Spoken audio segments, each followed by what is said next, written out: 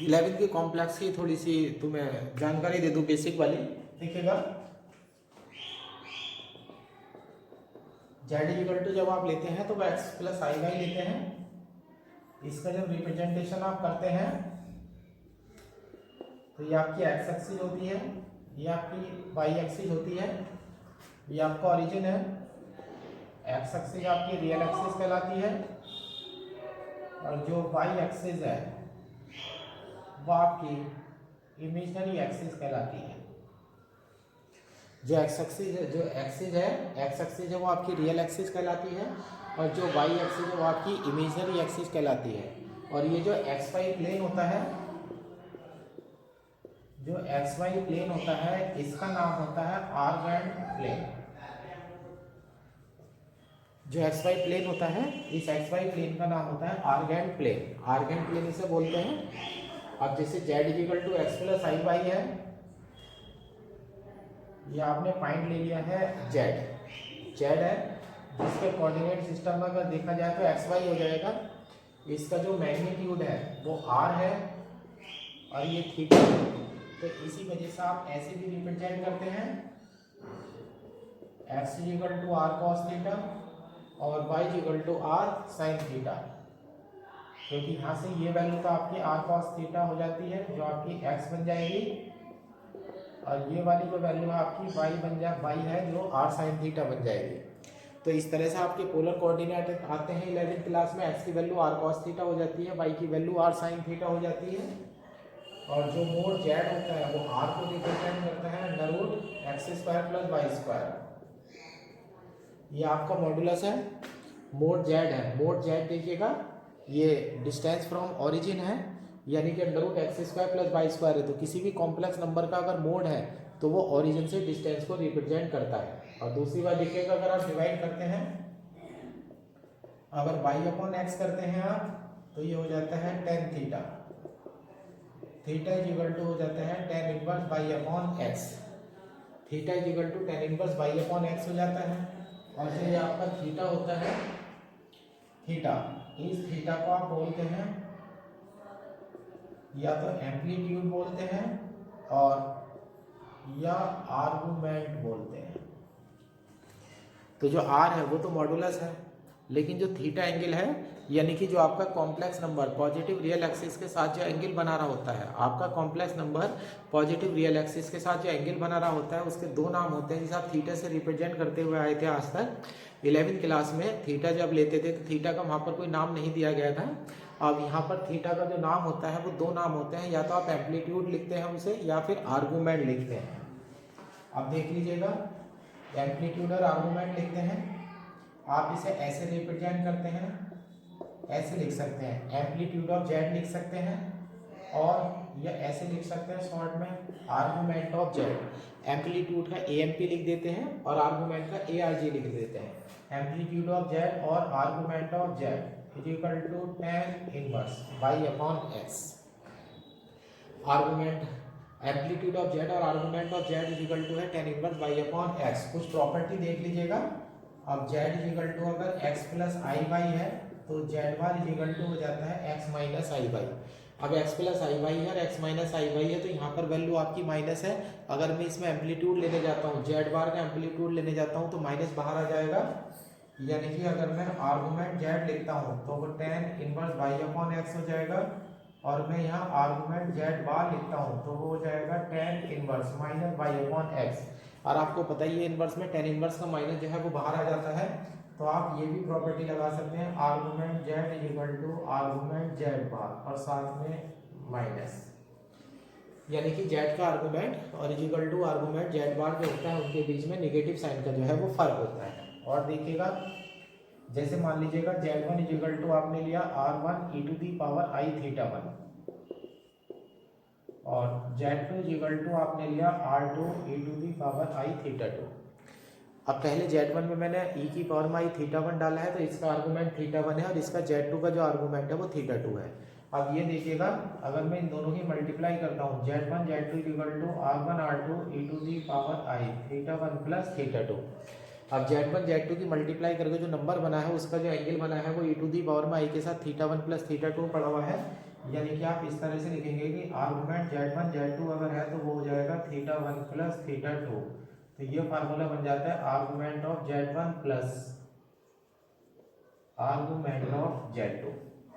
यानी कि दोनों कॉम्प्लेक्स नंबर की मल्टीप्लाई का अगर आप आर्गुमेंट ले रहे हैं तो दोनों के आर्गुमेंट को आप एक साथ जोड़ दीजिएगा। यानी कि फार्मूला आपको ये आर्गुमेंट के लिए जो फार्मूला लगाना है तो आपको ये ध्यान रखना है कि बीएससी पार्ट 1 के अकॉर्डिंग आर्गुमेंट जो है ई टू दी पावर में आई थीटा में पड़ा होता है। तो जो भी रूल पावर के लिए अप्लाई होते हैं वही रूल जो है आर्गुमेंट के लिए अप्लाई हो जाएंगे। अब एक फार्मूला ये हो गया, एक फार्मूला ये हो गया। अब मैं दूसरा बनाता हूँ। अगर मैं डिवाइड करता हूँ Z1 अपॉन Z2 तो ये हो जाता है R1 upon R2 e to the power I θ1 minus θ2, ये वैल्यू बन जाती है। तो यहाँ से अगर मैं लेता हूँ argument of Z1 upon Z2 तो ये हो जाता है θ1 माइनस θ2। तो ये हो जाता है argument of Z1 minus argument of Z2। अब देख लीजिएगा यहाँ पर argument of Z1 upon argument of Z2, यानी कि Z1 को Z2 से अगर डिवाइड कर रहे हैं तो आर्गुमेंट की वैल्यू θ1 माइनस θ2 आ रही है। तो आपका फार्मूला बनेगा argument of Z1 minus argument of Z2। एक फार्मूला आपका ये हो गया, 3 फार्मूले हो गए हैं। अब देख लीजिएगा, अगर आप किसी कॉम्प्लेक्स वैल्यू को कहते हैं, ये पहला रूल हो गया, ये दूसरा रूल हो गया, ये तीसरा रूल हो गया, फोर्थ रूल। अगर आप कहते हैं एक Z is purely real, Z कैसा है? प्योरली रियल है। अगर Z जो है प्योरली रियल है तो उसका इमेजिनरी पार्ट जो है वो 0 हो जाएगा। Z equal to purely real अगर है तो यहाँ पर आप ये कहेंगे Z equal to X plus I Y equal to X, यहाँ पर y इक्वल टू आपका 0 हो जाएगा। तो आपका जो आर्गुमेंट होगा argument of Z is equal to tan inverse y upon x, तो ये हो जाएगा 0। तो यानी कि आपका रिजल्ट बना argument of Z is equal to 0। यानी कि अगर कोई वैल्यू आपकी रियल है, कोई वैल्यू आपकी रियल है तो उसका जो आर्गुमेंट है वो आप 0 ले सकते हैं। अगर देखिएगा पॉइंट रियल है नंबर 4 में, अगर पॉइंट यहाँ पड़ता है तो ये एक्स एक्सिस पर पड़ेगा। तो इसके लिए इस वाले पॉइंट पर आपका जो आर्गुमेंट होगा वो 0 हो जाएगा। और सपोज कर लीजिएगा पॉइंट निगेटिव डायरेक्शन में एक्स एक्सिस की, तो यहाँ पर आर्गुमेंट Z इक्वल टू आपका पाई हो जाएगा। यानी कि आर्गुमेंट अगर 0 होता है तो आपका पॉइंट एक्स एक्सिस पर है, और आर्गुमेंट अगर पाई होता है तो आपका जो पॉइंट है वो एक्स एक्सिस की निगेटिव डायरेक्शन में है। दोनों केस में ही आपका Z जो है वो रियल होगा। अब सपोज कर लिएगा अगर यहाँ कोई पॉइंट पड़ता है तो यहाँ देखिएगा एक्स एक्सिस से बनने वाला एंगल π/2 है, तो यहाँ पर होगा argument of Z is equal to π/2। अब यहाँ पर ये ध्यान रखिएगा, अब ये मुझे अगले जो आर्टिकल कराने हैं, जो चीज़ें सिखानी है उनके लिए मुझे आर्गुमेंट की ज़रूरत है, इसीलिए मैंने ये टॉपिक 11वीं क्लास का दोबारा एक्सप्लेन करा है। एक्स एक्सिस पर अगर यहाँ पे पॉजिटिव डायरेक्शन में तो आर्गुमेंट 0 होगा, एक्स एक्सिस की नेगेटिव डायरेक्शन में तो आर्गुमेंट पाई होगा, और आप वाई की पॉजिटिव डायरेक्शन में तो आर्गुमेंट π/2 हो जाएगा। नेगेटिव की कोई ज़रूरत नहीं पड़ेगी, नेगेटिव है तो या माइनस π/2 डाल दीजिएगा, 270 डिग्री डाल दीजिएगा, दोनों में कोई फर्क नहीं है। इस प्रकार से आप आर्गुमेंट की जो है प्रॉपर्टीज़ मैंने बता दी है। नेक्स्ट हेडिंग करने के लिए मुझे इसी की ही जो है ज़रूरत पड़ेगी। आप देखिएगा टॉपिक आर्टिकल 4.6 पर चलते हैं, inverse point with respect to circle. अब मैं सिखा रहा हूँ सर्किल के लिए जो इन्वर्स पॉइंट है वो किस तरह से लिए जाते हैं, और सर्किल की इक्वेशन अगर आपको दी हुई है तो आपको इन्वर्स पॉइंट किस तरह से ज्ञात करने हैं। इससे पीछे वाली जो वीडियो थी उसमें सर्किल की जनरल इक्वेशन आपको सिखाई गई थी, जो 11वीं क्लास से कंपेयर करके बनाई गई थी। आज वही इक्वेशन में जो है आप दोबारा लेने वाला हूँ। अब आप एक बात समझिएगा,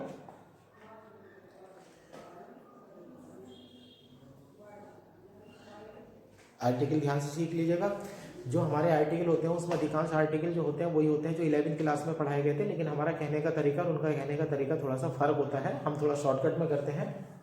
ये सपोज कर लीजिएगा हमारे पास एक सर्किल है, ये सर्किल का सेंटर है सी से जाने वाली आप कोई भी लाइन ले लीजिएगा, सेंटर सी से जाने वाली आप कोई भी लाइन ले लीजिएगा। अब सेंटर से जाने वाली लाइन पर आप 2 पॉइंट लीजिएगा, मान लीजिएगा ये पॉइंट ए है और एक पॉइंट भी बी है। यह ध्यान रखना है कि एक पॉइंट जो है अंदर है और एक पॉइंट जो है वो बाहर है। प्रॉपर्टी लगने वाली है, ये ए और बी जो 2 पॉइंट हैं ये सर्किल के इन्वर्स पॉइंट कहलाएंगे। जो ए और बी आपके पॉइंट हैं ये सर्किल के इन्वर्स पॉइंट कहलाएंगे, लेकिन शर्त यह है कि एक तो सी ए बी कोलिनियर होना चाहिए, और दूसरी बात सी ए और सी बी की जो मल्टीप्लाई है, सी ए और सी बी की जो मल्टीप्लाई है वो सर्किल के रेडियस के स्क्वायर के इक्वल होनी चाहिए। अब यहाँ से हो जाता है। अब ये सर्किल मान लेते हैं सर्किल की रेडियस जो है वो स्मॉल आर है, तो ऐसे लिख लेते हैं। इस सर्किल का कुछ नाम दे देता हूं, gamma. Let gamma is a circle of radius small R and centre C. Let gamma is a circle of radius small R and centre C. Then the points A, B are called inverse point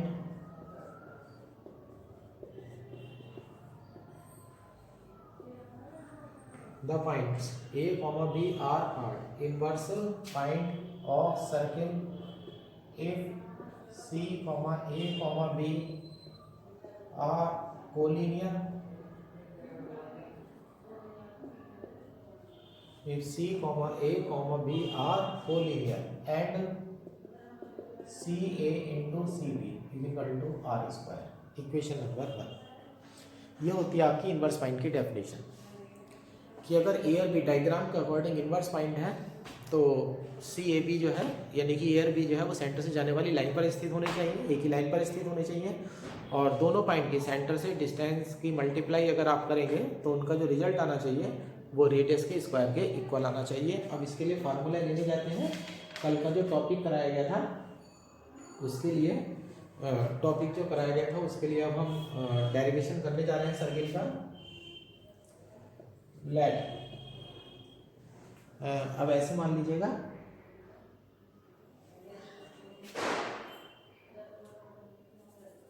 we want to find relation between inverse points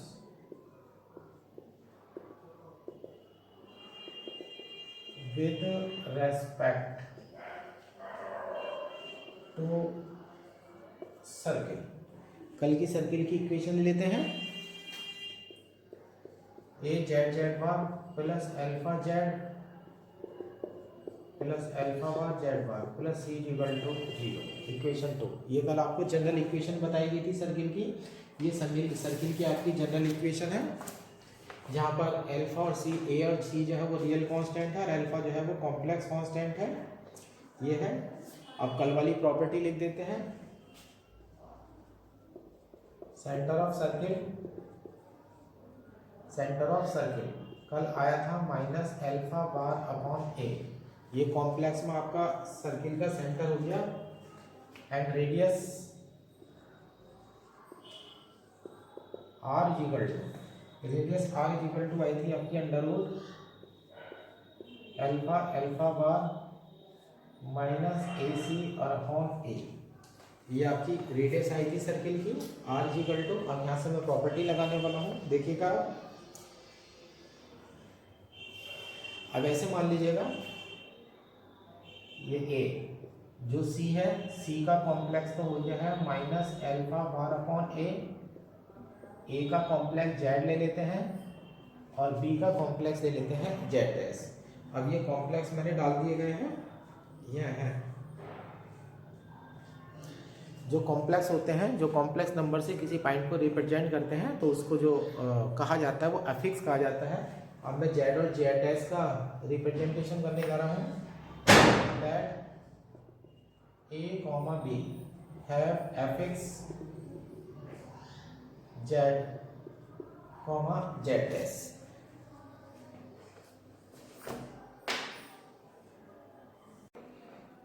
जब हमने circle का centre लिखा है तो ये minus alpha bar upon ए हो गया है और रेडियस आपकी आर पड़ी हुई है, ठीक है ना। और ये ए और बी के सफिक्स जेड और जेड डैश हो गए हैं। और आपको ये बताया था कि दो कॉम्प्लेक्स नंबर अगर हैं, आप मोड Z1 माइनस Z2 लिख रहे हैं, तो मोड Z1 माइनस Z2 दो पॉइंट के बीच की डिस्टेंस हो जाएगी, जिनमें से एक पॉइंट का अफिक्स जो होगा वो Z1 होगा और दूसरा पॉइंट जो है उसका अफिक्स जो है वो Z2 होगा। अब मैं इस फार्मूले को अप्लाई करने वाला हूँ। अब यहाँ देखिएगा C का अफिक्स आपके सामने है, CA into CB equal to क्या है, R स्क्वायर बाई इक्वेशन 1। जब इक्वेशन नंबर 1 में आप वैल्यू रखेंगे तो यहाँ देखिएगा CA है, C है और A है, A का फिक्स Z है और C का फिक्स है minus alpha bar upon A है। जब आप ये कंडीशन अप्लाई करेंगे कि एक कॉम्प्लेक्स नंबर में से दूसरा कॉम्प्लेक्स नंबर घटाते हैं तो वो दोनों के बीच की डिस्टेंस बन जाएगा। तो आप इस तरह से लिखेंगे Z माइनस Z में से, अब मैं CA निकालने जा रहा हूँ तो Z में से इसे माइनस करेंगे, माइनस माइनस प्लस हो जाएगा, Z plus alpha bar upon A हो जाएगा दूसरा, और साथ में हो जाएगा मोड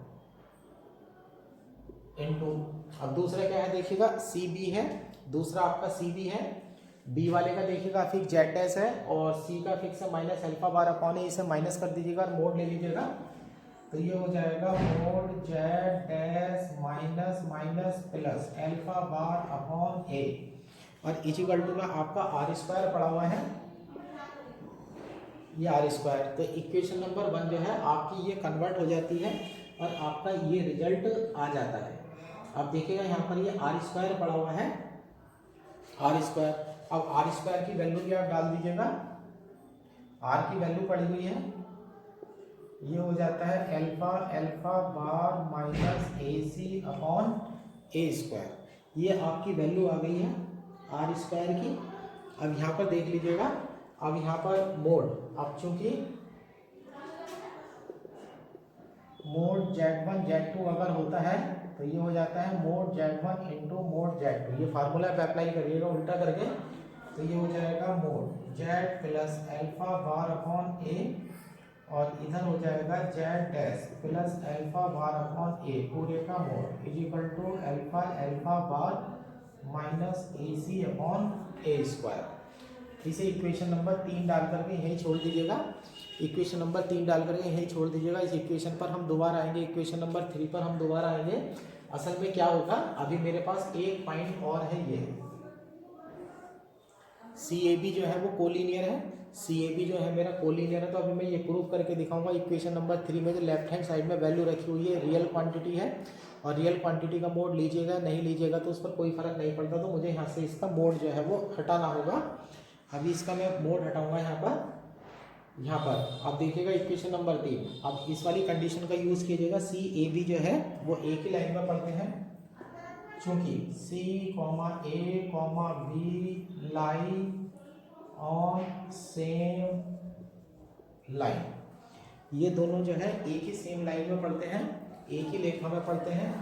अगर ये एक ही रेखा में पढ़ते हैं तो दोनों की प्रवणता जो है वो समान होनी चाहिए। अब यहाँ पर सोचिएगा जैसे कोऑर्डिनेट ज्योमेट्री में कहते हैं, जैसे 3 बिंदु हैं, ये CAB हैं, ये तीनों एक ही रेखा में हैं, तो आप CA की प्रवणता ले लीजिएगा या CB की प्रवणता ले लीजिएगा, है ना। तो दोनों जो है आपस में इक्वल होंगी। अब प्रवणता यानी कि एंगल को कॉम्प्लेक्स में हम आर्गूमेंट से रिप्रेजेंट करते हैं। अब हम ऐसे लिख लेते हैं, ये CAB जो है lie on the same line है, तब हम लिखेंगे आर्गूमेंट। अब दोनों को वेक्टर फॉर्म में बना लीजिएगा, argument vector CB is equal to argument vector CA। इसे ऐसे पढ़िएगा, argument vector CB is equal to argument vector CA। इस तरह से पढ़ लीजिएगा आप इस आर्गूमेंट को। अब याद कीजिएगा वेक्टर में किस प्रकार से आप करते थे। अब 11th क्लास में या 12th क्लास में अगर वेक्टर AB निकालना होता था तो आप लिखते थे vector OB minus vector OA। Vector AB अगर लिखने वाले हैं तो vector OB minus vector OA करते हैं, यानी कि बाद वाले वेक्टर में से आप शुरू वाले का वेक्टर घटा देते हैं। अब ये हो जाएगा आर्गूमेंट। अब वेक्टर क्या है CB, तो जैसे नियम आप वेक्टर में लगाते थे वैसे ही नियम जो है आपका कॉम्प्लेक्स में भी लगता है। और जब वेक्टर AB में से आप vector OB minus vector OA करते थे तो आप इस बात को ऐसे कहिएगा कॉम्प्लेक्स में कि बाद वाले के अफिक्स में से बाद वाले का जो कॉम्प्लेक्स नंबर है उसमें से शुरू वाले का कॉम्प्लेक्स नंबर माइनस कर दीजिएगा। अब यहाँ देखिएगा CB लिखा हुआ है, C का कॉम्प्लेक्स नंबर ये पड़ा हुआ है, B का कॉम्प्लेक्स नंबर ये पड़ा हुआ है, तो आप इसमें से इसे माइनस कर दीजिएगा। तो ये हो जाएगा z dash plus alpha bar upon A equal to argument. आप देखिएगा सी ए है, अब इस जेड में से इसे माइनस कर दीजिएगा तो ये हो जाएगा z plus alpha bar upon ए। Z plus alpha bar upon ए हो जाता है। अब यहाँ पर z bar plus alpha bar upon ए हो जाता है। अब यहाँ दोनों के आर्गूमेंट जो है इक्वल है। आर्गूमेंट का मतलब इस तरह से जैसे मैंने कि बताया कि 11वीं क्लास में आप समझिएगा जैसे कि प्रवणता बराबर करते हैं तो हम कॉम्प्लेक्स में से आर्गूमेंट से रिप्रेजेंट करते हैं। अब यहाँ आर्गूमेंट है, अब मैं इसमें फार्मूला अप्लाई करने वाला हूँ। अब ये ब्रैकेट में लिख देता हूँ, चूंकि अभी जो मैंने आर्गूमेंट बताया था argument Z bar equal to बताया था माइनस आर्गूमेंट जेड। जब मैंने आर्गूमेंट वाली वैल्यू आपको बताई थी, आप यानी कि अगर बार का आर्गूमेंट लेते हैं तो आप उसको नंबर के आर्गूमेंट के साथ आप माइनस साइन अटैच कर देते हैं। अब यहाँ पर देखिएगा, अब यहाँ पर जो है मैं एक आर्गूमेंट पर जो है बार लगाने वाला हूँ।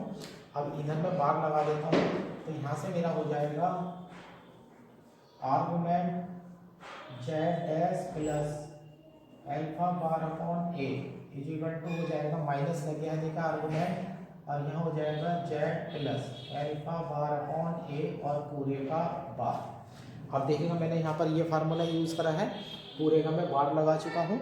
अब बार का फार्मूला क्या होता है, अगर आप बार तोड़ने जा रहे हैं तो Z1 प्लस Z2 का बार अगर आप तोड़ने जा रहे हैं तो वो हो जाता है Z1 बार प्लस Z2 बार। ये आपका फार्मूला अप्लाई हो जाएगा। इस बार को आप अंदर लाइएगा तो ये हो जाता है argument Z dash plus alpha bar upon A equal to minus argument, और यहाँ हो जाता है जेड बार प्लस। अब यहाँ देखिएगा एल्फा पे डबल बार लग जाएगा, एल्फा डबल बार और अपॉन ए। और यहाँ ध्यान रखिएगा ए पर आप बार नहीं लगाएंगे क्योंकि ए जो है आपके ए और सी जो है आपकी रियल वैल्यू है, और जो बार होता है वो कॉम्प्लेक्स कॉन्जुगेट होता है, वो सिर्फ कॉम्प्लेक्स में ही काम करता है। रियल वैल्यू पर आप बार लगाने का कोई अधिकार नहीं रखते क्योंकि उसमें कोई चेंज नहीं होता है। अब एल्फा पे डबल बार आ चुका है, डबल बार लौट करके फिर वही बन जाएगा। तो ये यहाँ से हो जाता है argument dash plus alpha bar upon a plus, इधर ले आते हैं argument Z bar plus alpha upon A equal to 0। ये आपकी वैल्यू बन जाती है। यहाँ से ये आपकी वैल्यू बन गई है। आर्गूमेंट दो आर्गूमेंट का सम जो है वो इक्वल चल रहा है। अभी आर्गूमेंट के फार्मूले बताए गए थे, अगर argument Z1 plus argument Z2 है तो ये हो जाता है आर्गूमेंट Z1 इंटू Z2। अब ये फार्मूला यहाँ लगा दीजिएगा तो ये हो जाता है आपका argument Z dash plus alpha bar upon A into Z bar plus alpha upon A equal to 0। अब जैसे कि कॉम्प्लेक्स नंबर में बताया था कि आर्गूमेंट जो होता है वो एक्स एक्सिस से बनने वाला एंगल होता है। अब ये जो कॉम्प्लेक्स क्वांटिटी आपके सामने पड़ी हुई है इसका आर्गूमेंट जो है वो 0 पड़ा हुआ है, तो यानी कि ये वैल्यू जो है वो एक्स एक्सिस पर पड़ेगी, और जब वैल्यू एक्स एक्सिस की पॉजिटिव डायरेक्शन में पड़ेगी तो ये वैल्यू जो है वो रियल होगी। अब यहाँ से देखिएगा आर्गूमेंट 0 हो चुका है तो यहाँ से आपकी वैल्यू निकल कर गई Z dash plus alpha bar A into Z bar plus alpha upon A is real quantity.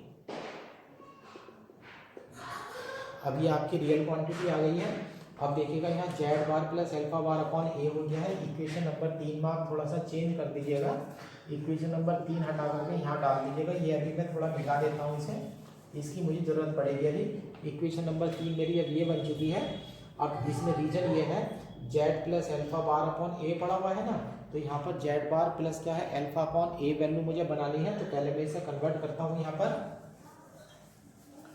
अभी यहाँ पर वैल्यू रखने चलते हैं हम।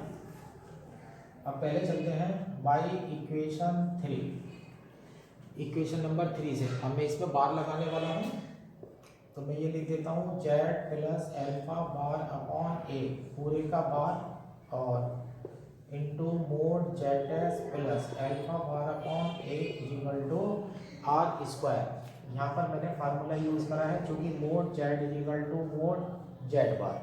जेड का मोड ले लीजिएगा, जेड बार का मोड ले लीजिएगा, दोनों बातों में कोई फर्क नहीं है। बार अंदर लाइएगा तो इस टू इम्प्लाइज हो जाता है mod Z bar plus alpha double bar upon A mod Z dash plus alpha bar upon A is equal to are square की वैल्यू डाल दीजिएगा, एल्फा एल्फा बार माइनस ए सी अपॉन ए स्क्वायर। अब ये value आ गई है। अब हमारा धीरे धीरे जो है वो रिजल्ट आना जो है वो तैयार हो जाएगा। अब हमारा रिजल्ट आना तैयार हो जाएगा।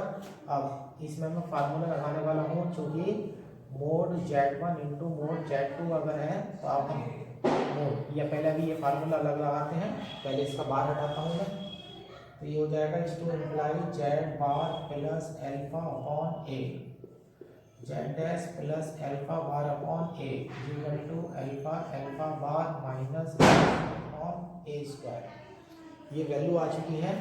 अब मैं फार्मूला अप्लाई करता हूँ, क्योंकि mod Z1 into mod Z2 equal to mod Z1 into Z2। अब ये मेरी ये वाली वैल्यू बनने वाली है, तो ये मोड में हो जाता है Z bar plus alpha upon A Z dash plus alpha bar upon A equal to alpha alpha bar minus A C upon A square. अब ये वैल्यू आ जाती है। अब इस वैल्यू को ध्यान से देखिएगा और इस लाइन से ध्यान से देखिएगा, दोनों वैल्यू को ध्यान से देखिएगा। ये पूरी क्वांटिटी मेरी रियल है, और रियल क्वांटिटी की खास बात होती है उसे मोड की कोई आवश्यकता नहीं होती।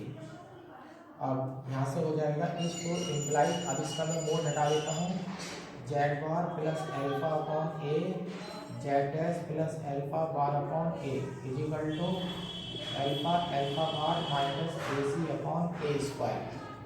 अब यहाँ से बन जाता है ये a Z bar plus alpha A Z dash plus alpha bar upon A square equal to alpha alpha bar minus A C upon A square. यह ए स्क्वायर से ए स्क्वायर कट जाता है।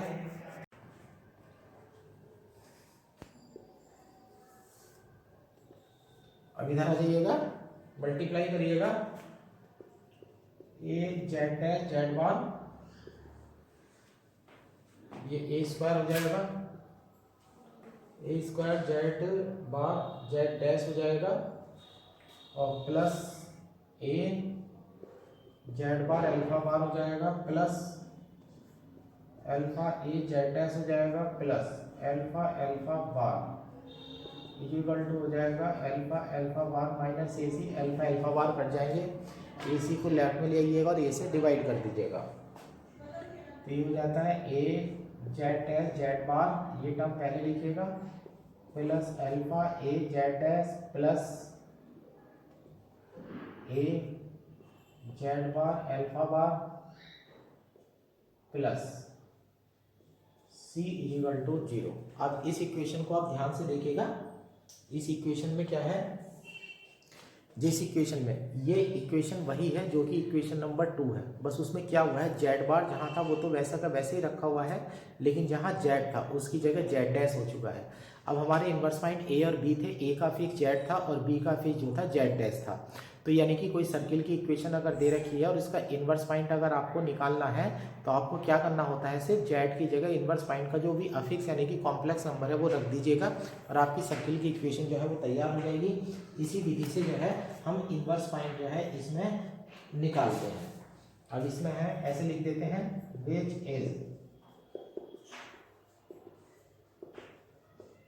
which is similar to equation 2 where z is replaced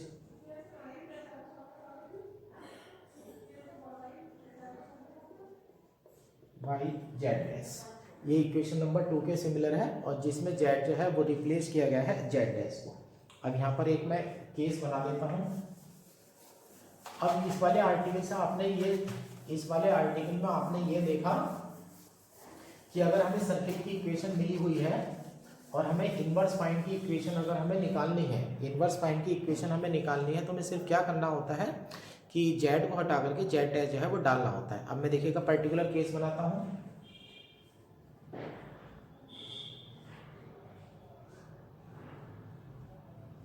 particular case first, let the circle is mod z minus alpha is equal to r। देखिएगा ये circle लिखने का तरीका होता है, mod Z minus alpha equal to R है, ये circle है, जेड में से माइनस एल्फा घट रहा है ना, तो ये सेंटर होता है, और राइट हैंड साइड में आर है, तो ये आपकी रेडियस है। Centre of circle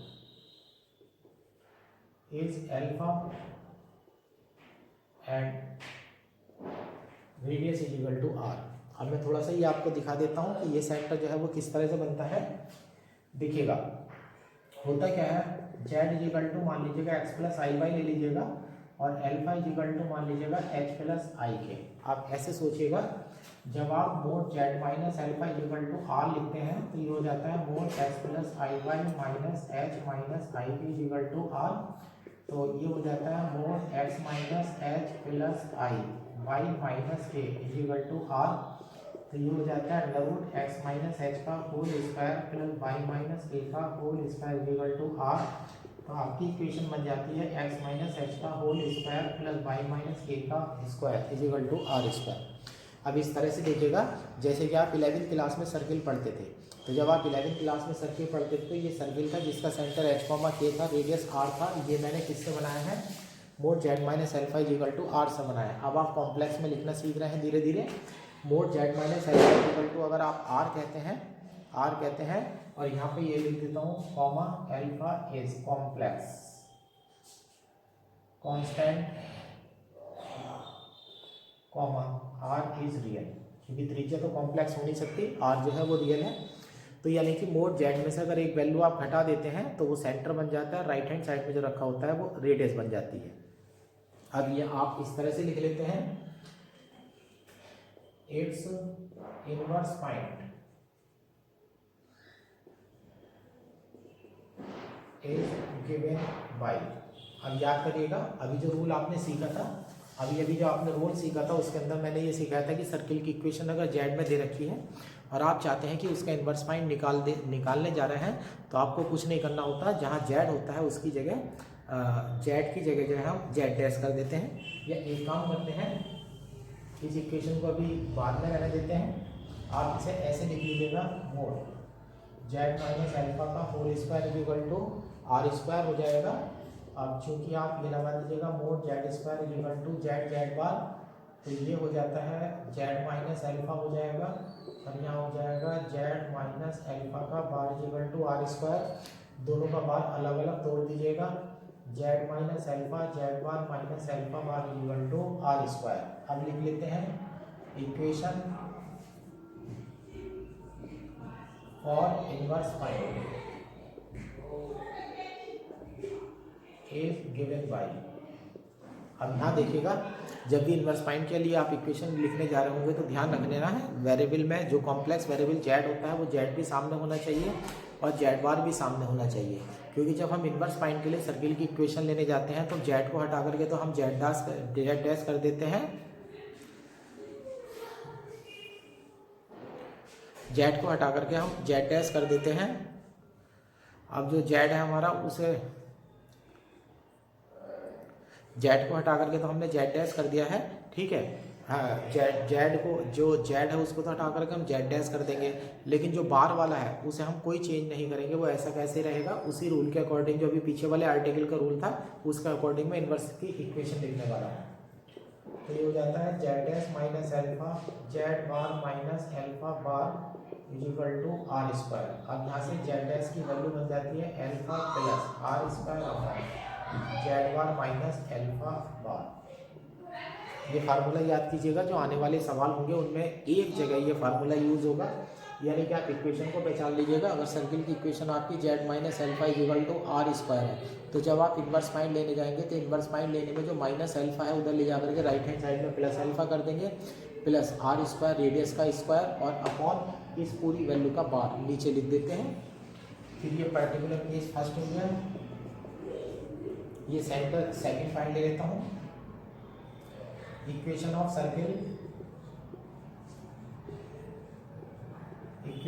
circle having centre at origin and radius r. अब मैं ऐसे सर्किल के बारे में बात करने जा रहा हूँ जिस सर्किल का जो ओरिजिन है वो मेरा सर्किल का जो सेंटर है वो ओरिजिन है और जिसकी रेडियस जो है वो आर है। तो केस नंबर फर्स्ट का ही ये स्पेशल केस हो गया, उसमें अल्फा की जगह आप ओरिजिन के कोऑर्डिनेट 0 0 डाल दीजिएगा। तो आपकी इक्वेशन बन जाती है mod z equal to r बन जाएगा, mod z square equal to are square बन जाएगा, ये बन जाएगा z z bar equal to are square. अब देखिएगा z z bar equal to are square हो चुका है। अभी इन्वर्स पॉइंट के लिए आपने सीखा था जेड बार तो ऐसा का ऐसा ही रहेगा, लेकिन जेड को हटा करके आप जेड डैश डाल देते हैं। Equation for inverse point having affix z dash, तो आपकी इक्वेशन हो जाएगी z dash Z bar equal to are square. तो यहाँ से फार्मूला बनेगा z dash equal to are square upon z bar. अब देख लीजिएगा इन्वर्स पॉइंट लिखने का तरीका जो है अब आप सीख ही चुके होंगे। इन्वर्स पॉइंट लिखने का तरीका बिल्कुल सिंपल है। सर्किल की इक्वेशन अगर आपको करनी होती है तो जब इन्वर्स पॉइंट लिखने जाएंगे तो आप लिखेंगे सेंटर प्लस रेडियस का स्क्वायर, यानी कि सेंटर, यहाँ कुछ नहीं है 0 प्लस 1 डाल दीजिएगा क्योंकि आपका सेंटर जो ओरिजिन है, तो आप लिखते हैं सेंटर प्लस रेडियस का स्क्वायर लिखते हैं और जो आपकी इक्वेशन होती है मोड के अंदर उस पर आप बार लगा देते हैं और आपका इन्वर्स पॉइंट का जो रिजल्ट है वो तैयार हो जाता है। अब देखिएगा नेक्स्ट टॉपिक पे बात करते हैं आर्टिकल 4.7 है एलिमेंट्री ट्रांसफॉर्मेशन। एलिमेंट्री ट्रांसफॉर्मेशन जो होते हैं वो 3 तरह की होती है। उसमें जो पहला पार्ट है वो ट्रांसलेशन है। अब फार्मूला लिखा हुआ है W equal to z plus alpha, यानी कि होता क्या है अगर एक कॉम्प्लेक्स नंबर में आप एक दूसरा कॉम्प्लेक्स नंबर ऐड कर देते हैं तो जो रिजल्ट होता है वो एक ट्रांसलेशन के नाम से जाना जाता है। ट्रांसलेशन यानी कि स्थानांतरण। अब देखिएगा स्थानांतरण किस तरह से होता है। आप W equal to z plus alpha ले रहे हैं, आप एक पैरेललोग्राम बनाइएगा। ये आपका पैरेललोग्राम है, यहाँ मान लीजिएगा ओरिजिन है, यहाँ पर पॉइंट P मान लीजिएगा और ये वेक्टर बना दीजिएगा, ये पॉइंट A मान लीजिएगा। यानी कि आप ये करने वाले हैं बी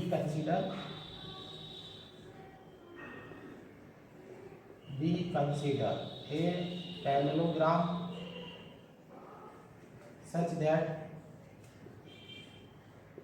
जो वेक्टर OP है उसे तो आप जेड पढ़िएगा और वेक्टर OA है उसे एल्फा पढ़िएगा। ये ध्यान रखिएगा कॉम्प्लेक्स नंबर और वेक्टर जो है वो दोनों अलग अलग बातें नहीं होती हैं, आप दोनों एक ही बात होती हैं। जो वेक्टर OP है वो आप जेड से रिप्रेजेंट कर रहे हैं, वेक्टर OA जो है वो एल्फा से रिप्रेजेंट कर रहे हैं। याद करिएगा 11वीं क्लास की फिजिक्स वालों की बात। अगर किसी समांतर चतुर्भुज की संगत भुजाएं किन्हीं 2 वेक्टर को प्रदर्शित करती हैं तो उनका परिणामी जो है वो विकर्ण से प्रदर्शित होता है जो उसी बिंदु से होकर के जाता है। ये मान लीजिएगा ये OQ है, ये वेक्टर आपका OQ बन गया है। ये रिप्रेजेंट करता है जेड को और ये रिप्रेजेंट करता है एल्फा को, तो ये रिप्रेजेंट करेगा आपको जेड प्लस एल्फा को। तो आप यहाँ से लिखते हैं vector OQ equal to vector OP plus vector PQ लिख देते हैं। लेकिन समांतर चतुर्भुज की आमने सामने वाली भुजाएं बराबर होती हैं। अगर ये एल्फा है तो इधर एरो अगर आप सेम रखते हैं तो ये भी एल्फा हो जाएगा। अब चूंकि आप लिख सकते हैं vector PQ equal to vector OA, तो आपका बन जाता है vector OQ equal to vector OAP plus vector OA। तो W equal to z plus alpha. तो देखा आपने, तो W equal to z plus alpha क्या हुआ, यानी कि आप ये देखिएगा कि कॉम्प्लेक्स नंबर कोई पॉइंट P है जिसका कॉम्प्लेक्स नंबर Z है, जब आप उसमें एल्फा प्लस करते हैं तो वो एल्फा की डिस्टेंस में जो है एल्फा दूरी के मैग्नीट्यूड के इक्वल अपनी जगह से स्थान चला जाता है। चलना यानी कि स्थानांतरण। इस प्रकार से 2 कॉम्प्लेक्स नंबर का जो एडिशन होता है, 2 कॉम्प्लेक्स नंबर का जो एडिशन होता है वो ट्रांसलेशन को प्रदर्शित करता है। यानी कि कॉम्प्लेक्स नंबर में जब दूसरा कॉम्प्लेक्स नंबर जोड़ते हैं तो वो कॉम्प्लेक्स नंबर हट करके दूसरी जगह जो है वो पहुंच जाता है, इसे हम ट्रांसलेशन बोलते हैं। दूसरा ये होता है आपका सेकंड मैग्निफिकेशन एंड रोटेशन।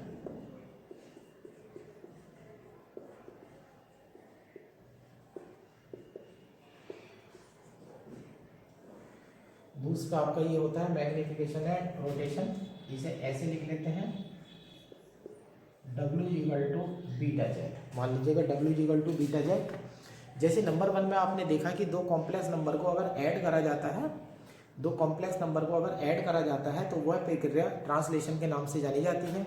उसी प्रकार से जो पॉइंट नंबर 2 है वो आपको ये सिखाएगा कि अगर दो कॉम्प्लेक्स नंबर की आप मल्टीप्लाई कर रहे हैं तो इस प्रक्रिया के नाम में दो चीज़ें छिपी होती हैं, मैग्निफिकेशन एंड रोटेशन। अब आप ऐसे समझ लीजिएगा, W equal to beta z है, आप ऐसे ले लीजिएगा, let beta is equal to कुछ मान लीजिएगा, मान लो बीटा इज इक्वल टू मैं लेता हूँ r e to the power i5 और z इज इक्वल टू लेता हूँ मैं r e to the power i theta. अब यहाँ दोनों की मल्टीप्लाई करिएगा, w इज इक्वल टू आप बीटा जेड लिख रहे हैं तो small r into capital R is equal to e to the power i theta plus five हो जाता है। अब यहाँ से देख लीजिएगा, mod W is equal to आप लेंगे तो small r into capital R हो जाएगा, small r into capital R हो जाएगा, तो ये हो जाएगा स्मॉल r आपका मोड Z है और into capital R mode beta है। अब यहाँ पर देखना आपने मल्टीप्लाई करने के बाद Z का जो मोड था वो R था और इसका जो मोड है वो बीटा है, तो यानी कि Z का मोड अगर आपके पास है और कॉम्प्लेक्स नंबर बीटा से आप मल्टीप्लाई कर रहे हैं तो उसके मोड से मल्टीप्लाई हो जाती है, ये आपका कहलाता है मैग्निफिकेशन। अभी देख लीजिएगा मैग्निफिकेशन को कहलाता है, मैग्निफिकेशन का मतलब होता है बड़ा या छोटा करना, दोनों ही मैग्नीफाई में आ जाते हैं। अब थोड़ी देर के लिए आप मोड बीटा की वैल्यू 2 पढ़ लीजिएगा, अगर मोड बीटा की वैल्यू आप 2 पढ़ते हैं तो मोड जेड में 2 से मल्टीप्लाई हो रही है, यानी कि मोड जेड के मोड का दुगना हो रहा है। और मोड बीटा की वैल्यू मान लीजिएगा थोड़ी देर के लिए मान लीजिएगा 1/2 है, तो आप ये कहेंगे कि W का जो मोड है वो इस तरह से बना है कि मोड जेड को 2 से भाग करी गई है। तो मैग्निफिकेशन में दोनों चीज़ आती हैं, बड़ा करना भी आता है, छोटा करना भी आता है। तो कॉम्प्लेक्स नंबर में आपने देखा कि उनकी जब मल्टीप्लाई कर रहे हैं तो दोनों के मोड की आपस में मल्टीप्लाई हो जाती है, और जब दोनों के मोड की आपस में मल्टीप्लाई हो जाती है तो ये क्रिया मैग्निफिकेशन के नाम से जानी जाती है। अब रोटेशन देखिएगा किस तरह से होगा। अब आर्गुमेंट देख लीजिएगा, argument of W is equal to theta plus five, तो यहाँ से argument of W equal to हो जाता है argument of Z plus argument of beta. अब आर्गुमेंट के बीच रिलेशन देख लीजिएगा, Z के आर्गुमेंट में जो है बीटा एंगल जो है वो ऐड हो चुका है। अब देख लीजिएगा इसका रिप्रेजेंटेशन देखिएगा, ये मान लीजिएगा ओरिजिन है और ये एक्स एक्सिस है, ये पॉइंट P है जिसका कॉम्प्लेक्स नंबर Z से रिप्रेजेंट हो रहा है, ये स्मॉल r है और इसका एंगल है थीटा। अब देखिएगा हम W रिप्रेजेंट करने वाले हैं, W रिप्रेजेंट करने में W का मोड देखिएगा, पहले W का जो मोड है वो small r into capital R है। आप इसे थोड़ा सा घुमा दीजिएगा, मान लीजिएगा ये पॉइंट Q है। अब ये कॉम्प्लेक्स नंबर हो गया, W को रिप्रेजेंट कर रहा है। अब इसका जो मोड है वो small r into capital R बना हुआ है, तो ये हो गया small r into capital R, ये मैग्निफिकेशन की क्रिया हुई है। और यहाँ देखिएगा आर्गुमेंट में क्या है, थीटा प्लस फाइव, थीटा तो यहाँ पर नापा जा चुका है, तो ये हो गया आपका फाइव। अब यहाँ से आप क्या कह सकते हैं, जो आपका P वाला पॉइंट है, P वाला पॉइंट है उसका मैग्नीट्यूड देखिएगा कैपिटल R गुना हो गया है, और जो एंगल है उसमें फाइव की वृद्धि हो गई है। तो जब मैग्नीट्यूड में गुणा होती है, डिवाइड होती है, तो वो मैग्निफिकेशन कहलाता है। और जब एंगल में प्लस होता है, अब थीटा एंगल यहाँ तक था, अब जब आपने इसे फाइव को मेजर करा है तो वो फाइव थोड़ा सा आगे चला गया है, तो ये वाली जो प्रक्रिया है ये रोटेशन के नाम से जानी जाती है। ये रोटेशन हो गया। इस प्रकार से आपने देखा है, तो इस प्रकार से आपने देखा कि P बिंदु से Q बिंदु जो प्राप्त हुआ है वो इस प्रकार से प्राप्त हुआ, उसमें दो क्रिया हुई हैं, एक मैग्निफिकेशन है और एक रोटेशन। अब इसकी दो लाइन थ्योरी की लिख देते हैं।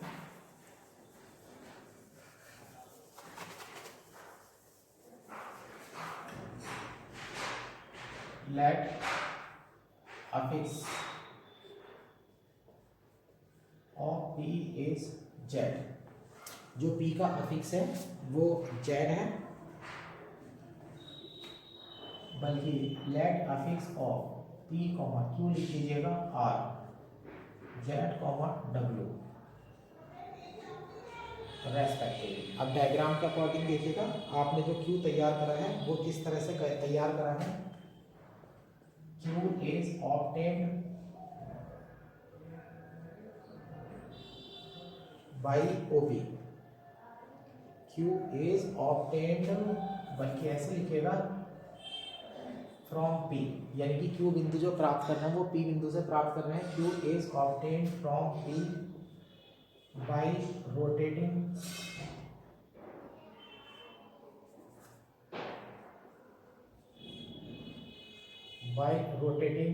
Bye angle phi by angle P O Q is equal to phi is equal to argument of beta and magnifying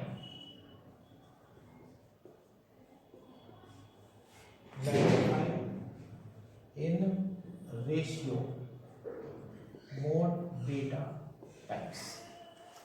तो आपने मोड ZOP का जो मैग्नीट्यूड था उसके मॉड्यूलस को मैग्नीफाई करा और उसके वेक्टर को आपने रोटेट करा और इस तरह से आपको जो है पॉइंट क्यू जो है वो प्राप्त हो जाता है।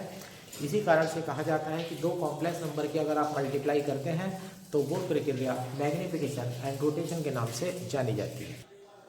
अब देखिए तीसरा टॉपिक है inversion real axis and in unit circle. Inversion real axis and in unit circle.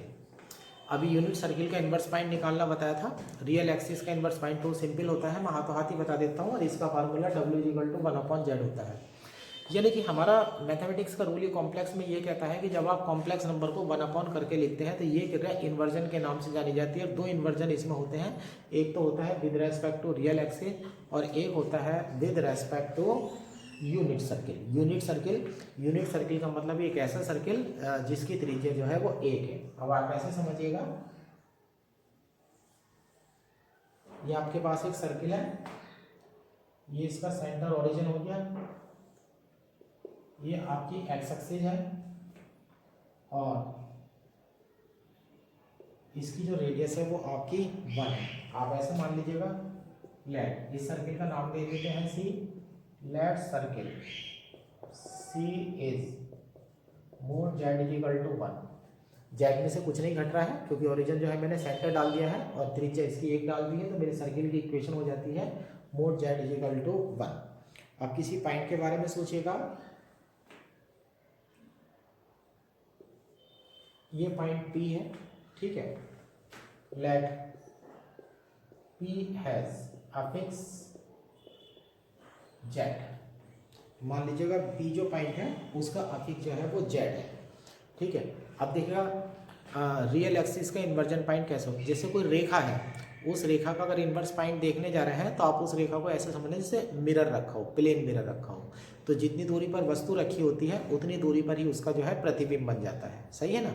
इस पद्धति का यूज करते समय आप इसका इन्वर्स पॉइंट निकालिएगा। अब देखिएगा P है यहाँ बिल्कुल इसी डिस्टेंस पर, ये नॉर्मल बाइसेक्टर डालिएगा यहाँ से, जैसे लंब रेखा जाती है दर्पण में, ये पॉइंट हो गया है Q। मान लीजिएगा नॉर्मल डाला हुआ है N। अब ये जो PN और NQ है ये दोनों bराबर है, एक रेखा के ऊपर है और एक रेखा के नीचे है, तो बिंदु Q जो है P का इन्वर्स पॉइंट कहलाएगा। Q is inverse point of point P with respect to real axis.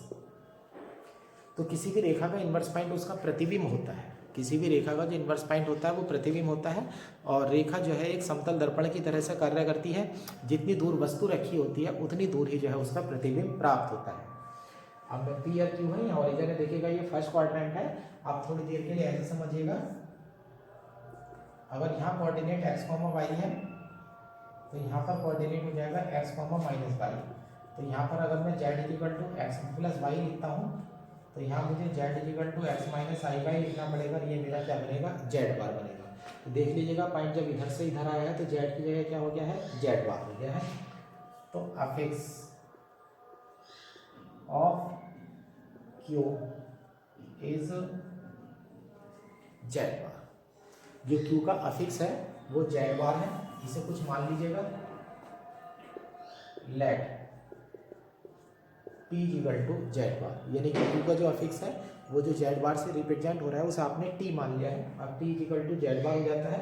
अब ऐसा आइएगा, फिर से जाने वाली लाइन लीजिएगा और यहाँ बार बार पॉइंट आ जाइएगा बाहर आर। अब इस वाले पॉइंट के बारे में आ जाइएगा, टी इक्वल टू जेड बार है ना। अब आर देखिएगा आर, अब ये आर जो इन्वर्स पॉइंट है ये क्यू का इन्वर्स पॉइंट है with respect to circle. Let R is inverse point of Q with respect to circle mod z equal to 1, then R is given by. अब याद कीजिएगा आर जो है वो किस प्रकार से दिया जाएगा। अब आर कैसे दे रहे हैं आप, है ना, आर बिंदु देने के लिए इन्वर्स पॉइंट है ना। अब याद कीजिएगा इससे पहले जो अभी जो बताया गया था वो क्या बताया गया था कि सर्किल की इक्वेशन लिख लीजिएगा। जब उसका इन्वर्स पॉइंट निकालना होगा तो आप क्या करेंगे, त्रिज्या का स्क्वायर करेंगे। यहाँ पर सेंटर ओरिजिन है तो सेंटर को प्लस करने की जरूरत नहीं है, रेडियस का स्क्वायर करेंगे आप। रेडियस आपकी 1 है तो 1 का स्क्वायर 1 हो जाएगा। और इक्वेशन में मोड जेड पड़ा हुआ है तो जेड का ऊपर बार लगा देंगे, लेकिन जेड की जगह यहाँ क्या है, टी है। ध्यान रखिएगा जेड की जगह टी है।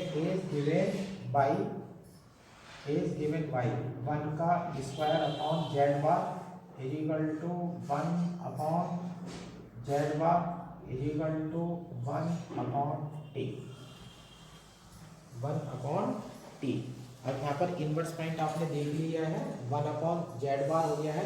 अब यहाँ इन्वर्स पॉइंट यहाँ थोड़ा सा मेरे से गलत हो गया है। अब यहाँ क्यू का जो अफिक्स है वो टी से रिप्रेजेंट हो रहा है तो यहाँ 1 अपॉन आप टी बार करिएगा। टी बार की जब वैल्यू रखेंगे तो डबल बार हो जाएगा और डबल बार तो अपने बराबर हो जाता है और ये आ गया आपका डब्ल्यू। तो 1 अपॉन जेड है और यहाँ पर फार्मूले के according 1 upon z equal to डब्ल्यू है, तो डब्ल्यू इक्वल टू 1 अपॉन जेड। तो इस तरह से आपने देखा कि किसी कॉम्प्लेक्स नंबर का अगर आप 1 अपॉन करते हैं तो उसमें दो चीज़ें छिपी होती हैं। पहले तो वो रियल एक्सिस के अलोंग, रियल एक्सिस के रेस्पेक्ट में अपना इन्वर्स पॉइंट लेता है, ठीक है। जब रियल एक्सिस के रेस्पेक्ट में अपना इन्वर्स पॉइंट लेता है उसके बाद वो इन्वर्जन की क्रिया करता है with respect to unit circle और किसी भी कॉम्प्लेक्स नंबर का 1 अपॉन जो है वो तैयार हो जाता है। देखिएगा नेक्स्ट टॉपिक है आपका लीनियर ट्रांसफॉर्मेशन। नेक्स्ट टॉपिक आपका लीनियर ट्रांसफॉर्मेशन है। इस तरह की जो ट्रांसफॉर्मेशन होती है वो लीनियर ट्रांसफॉर्मेशन कहलाती है।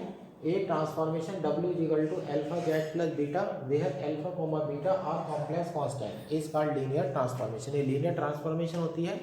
अभी जो पीछे वाली ट्रांसफॉर्मेशन है उनकी हेल्प से उनको प्रयोग करके ही जो है वो लीनियर ट्रांसफॉर्मेशन बनाई गई है। तो अब हम ये सिखाने वाले हैं कि लीनियर ट्रांसफॉर्मेशन जो है वो किन किन रोटेशन या मैग्निफिकेशन जो ट्रांसफॉर्मेशन होती है वो किन किन से मिलकर के बनी है। आप देखिएगा W equal to alpha z plus beta है। अब यहाँ पर let us be take W equal to t plus beta ले लीजिएगा। W इक्वल टू हमने क्या देखेगा, यहाँ पर अल्फा जेड प्लस बीटा था तो हमने अल्फा जेड को क्या डाल दिया है, टी डाल दिया है, टी डाल दिया है। दो कॉम्प्लेक्स नंबर जब ऐड होते हैं तो ये हमारा ट्रांसलेशन कहलाता है। फिर देखिएगा टी की वैल्यू में क्या डाला है हमने, ई की power i lambda into Tesla डाल दिया है। ई की पावर आई लैम्डा, इसके साथ मैग्नीट्यूड नहीं है तो ये ई की पावर आई लैम्डा जब टेस्ला से मल्टीप्लाई करेगा तो एंगल में लैम्डा प्लस हो जाएगा तो ये हमारा रोटेशन के नाम से डाला जाएगा। और यहाँ पर डाल दिया हमने tesla is equal to a z, सही है, ए जेड, जेड में मल्टीप्लाई हो रही है ए की, वेयर ए इक्वल टू है, where a is equal to, यहाँ पर भी ए इक्वल टू है a e to the power i lambda, where a equal to हमारे पास ये है। बल्कि ऐसा कर लेता हूँ यहाँ पर अल्फा ए कॉम्प्लेक्स वैल्यू है और यहाँ पर ई की पावर लैम्डा से मल्टीप्लाई हुआ तो मुझे ट्रांसलेशन होना है, मैग्निफिकेशन होना है। टेस्ला इज इक्वल टू यहाँ अल्फा जेड डाल देता हूँ और यहाँ अल्फा इज इक्वल टू डाल देता हूँ तो ये भी मेरा गलत हो जाता है यहाँ अल्फा जेड। अब हुआ क्या, अब यहाँ से इसे उल्टा देखिएगा, ये डायग्राम बना हुआ है।